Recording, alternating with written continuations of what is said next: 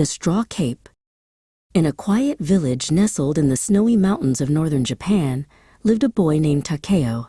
Takeo was slim and quick, with a smile that reached both ears.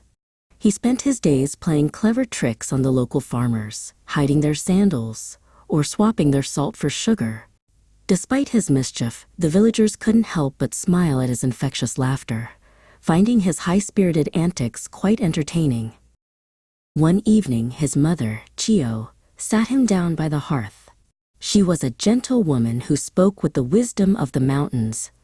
"Takeo," she warned, "it is one thing to be playful, but you must always be polite to your elders, and most importantly, never try your tricks on a tengu. Those mountain goblins are far more mischievous than you, and they do not take kindly to being fooled." A tengu was a creature of legend and fear. They had bright red faces and noses so long they looked like tree branches. They wore small black hats tied tightly under their chins and magical capes made of dried straw. While they were known to be powerful warriors, they were mostly famous for being the ultimate mischief makers of the forest. One such tengu, named Kotaro, lived in the tallest pine tree on the ridge. One sunny afternoon, Takeo was walking along a high mountain road when he spotted Kotaro resting by a stone shrine. Thinking quickly, Takeo pulled a short piece of bamboo from his sleeve. He held it up to his eye and pointed it toward the valley, gasping in fake wonder. "Oh, I have never seen anything so magnificent. The golden castles, the flying dragons." Kotaro's curiosity got the better of him. Let me see this magic world," the tengu demanded. Takeo shook his head. "This bamboo is too precious. I could only part with it for something of equal value." Desperate to see the dragons, Kotaro offered his black hat and his heavy wooden clogs, but Takeo refused. Finally, the tengu handed over his prized straw cape. As soon as the straw cape touched his shoulders, Takeo handed the bamboo to the tengu and bolted down the mountain as fast as his legs could carry him. High above, Kotaro peered through the bamboo stick. He saw no dragons and no golden castles. He saw only the dirt on the ground because the bamboo wasn't even hollow. It was a solid piece of wood.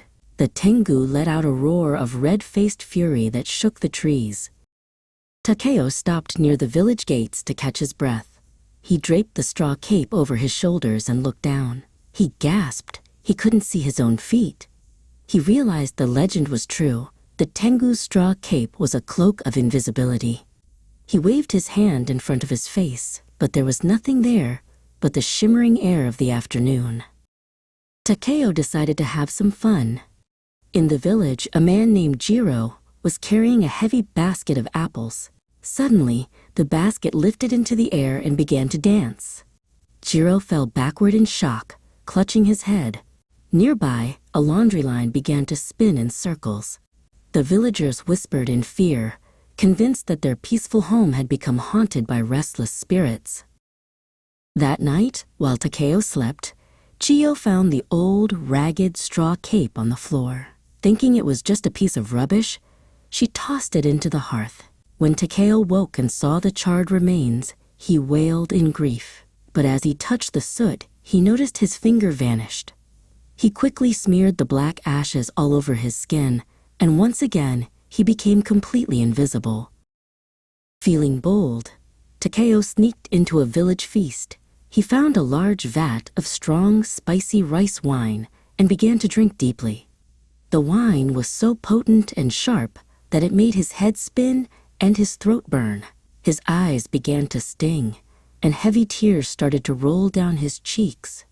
He didn't realize that the liquid was beginning to streak the black ash on his face. As the tears washed away the ash, Takeo's face suddenly appeared in mid-air. The villagers screamed. Jiro recognized the boy immediately. "It's Takeo. He's been the ghost all along." The angry villagers chased him out of the hall. Takeo ran toward the river, but as he jumped into the water to escape, the magic ash washed away completely, leaving him shivering and fully visible for everyone to see. The villagers saw how small and frightened Takeo looked, and their anger turned to pity. They let him go home to his mother. Takeo sat by the fire, wrapped in a warm blanket, feeling a deep, heavy shame in his heart. He looked at Chiyo and promised he would never play an unkind joke again. He learned that while a trick might bring a moment of laughter, honesty was the only thing that stayed visible in the light.